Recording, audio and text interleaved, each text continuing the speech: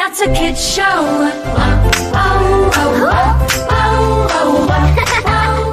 أب حدا دس زبالة كتما حدا سدرا نبرو أبون أدن مسني اشتودم بفقرن حاجوسن ينبرو نبرو إزوم سدرا أزيون كوازيت يومز نبرو إتن اشتودم أبيل يبهال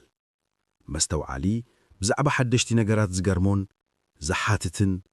بزوحي حتوتاتن زفتو قول عنبره نجارات نمفلات دما مخنياتي دلي نبره زتبلاش شوي متعوتي عاري مصحفي أنبب እቲ ቤቶም ኩሉ ግዜ ዕላልን ስሐቅን ዝመልኦ እዩ ኩሉ ቤተሰብ ዝፈትኦም ስድራ እዮም ዝነበሩ ኣደ መዓልቲ ንቤታ ትመርሕ ነበረት ኣቦ ብደገ ሰሪሑ ገዛ ይኣቱ ኮታ ቤቶም ጽቡቕ ኣካይዳ መምርሒ ገዚኦም ዝድነቕ እዩ ኣቤል ግን ሕቶታት ዝኾኖም ነገራት ምፍላጥን ምፍታሕን ይፍትን ነበረ ሓደ መዓልቲ ንኣቤል ስድርኡ ክዕዝብዎ ጀመሩ ኣቤል ከዓ መኪና መጻወቱ ብኸመይ ከም ዝተሰርሓት ብቐውታ ይትምታ ነበረ ሽዑ መኪና ሒዙ ክዝናጋዕን ክትጻወትን ጀመረ ሃንደበት ድማ ወደቐ ስድራ ኣቤል ነዚርዮም ክስሕጉ ጀመሩ ሓጎስ ከዓ ኾነ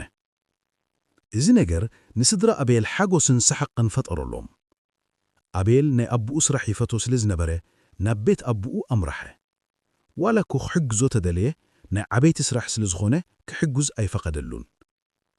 ካብኡ ኣቤል ናብ ክፍሉ ክደኩስ ከደ ንግሆ ተንሲኡ ክልተ ሰንደል ጫማ ቀያር በበይኑ ተኸዲኑ ሓደ ንዓቢ ነበረ እቲ ሓደ ድማ ንእሽተው ካብ ገዛ ወፂኡ ኣብ መንገዲ ምስ በጽሐ